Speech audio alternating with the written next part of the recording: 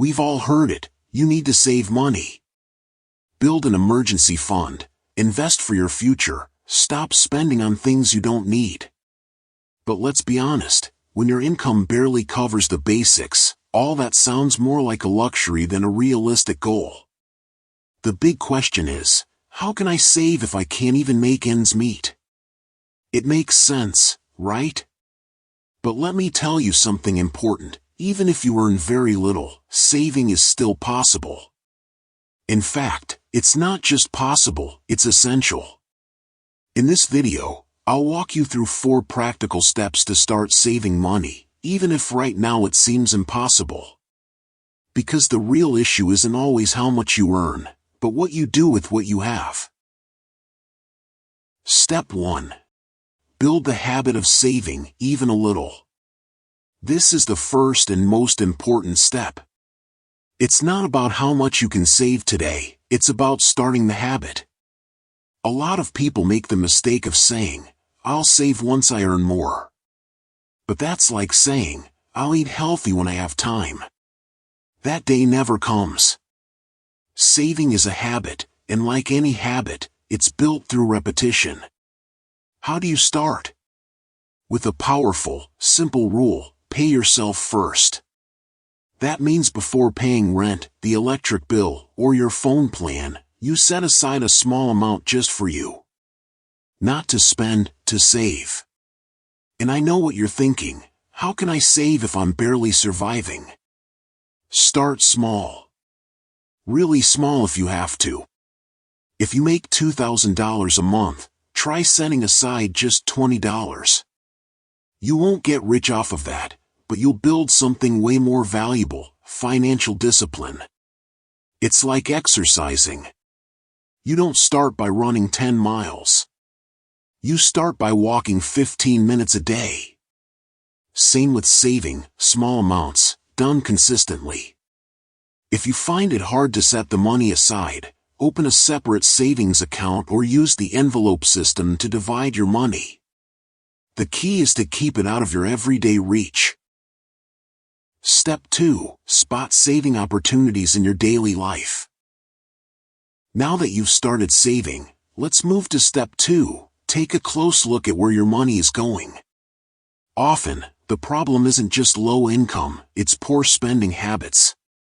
We all have what are called money leaks, or what some call financial termites. These are small expenses we don't notice, but they add up fast. For example, buying coffee every day on your way to work.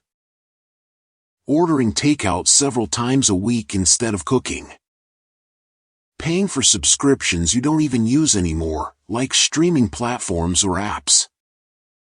You'd be surprised how many people waste $200 to $300 a month on things they don't truly need. The solution?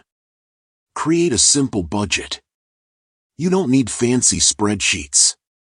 A notebook or budgeting app works just fine. Write down how much you earn, where it goes, and what you could cut back on. Do you really need that unlimited data phone plan? What if you brought lunch from home twice a week instead of buying it every day? Small changes equals big results over time. And here's a bonus tip: be a smart shopper. Compare prices, shop in bulk, look for deals and discounts. It's not about living cheap, it's about spending smart. Step 3. Replace habits that hurt your finances. Now let's go deeper. It's not just about what you buy, but also how you live. There are certain habits that quietly sabotage your finances. For example, procrastinating your goals.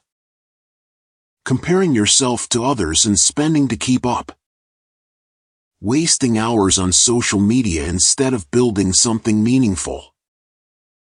Let's be real, if you spend 3 hours a day on Instagram, but don't invest even 1 hour learning how to earn more, you're not just wasting time, you're losing money. And there's an even more dangerous habit: relying on credit for things you don't need. Many people go into debt for a new phone, a weekend trip, or to throw a party.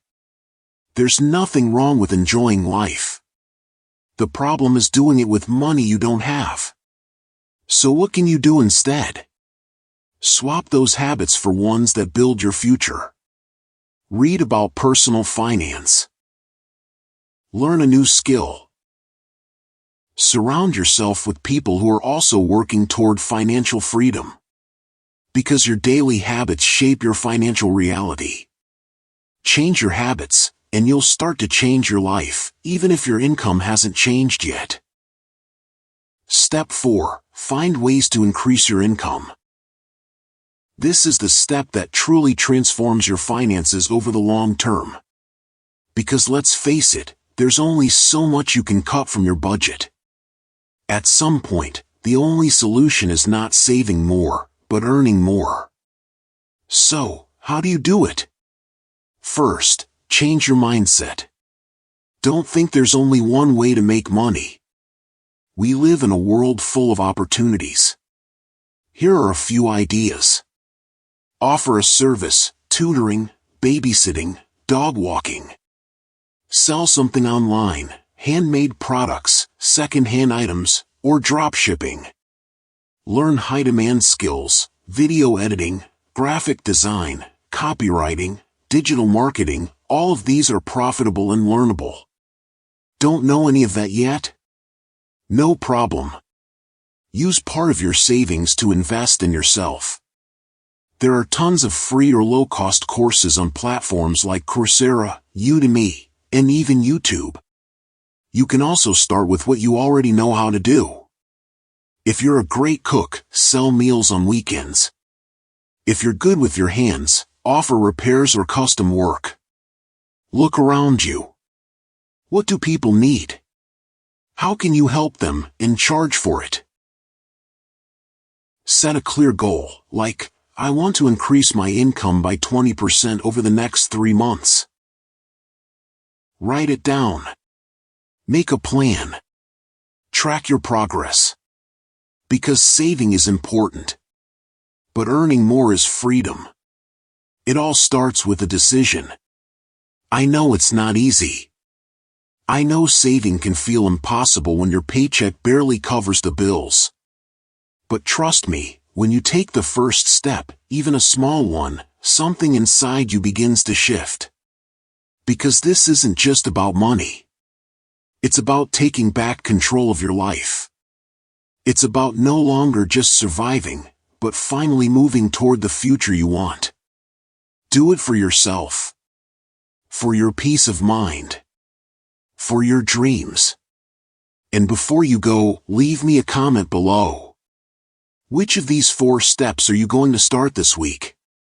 Hit the like button if this video helped you, subscribe if you haven't yet, and tap the bell so you don't miss out on more content about personal finance and smart money habits. Thanks for watching. And remember, you don't need to have a lot to get started. But you do need to start to have a lot.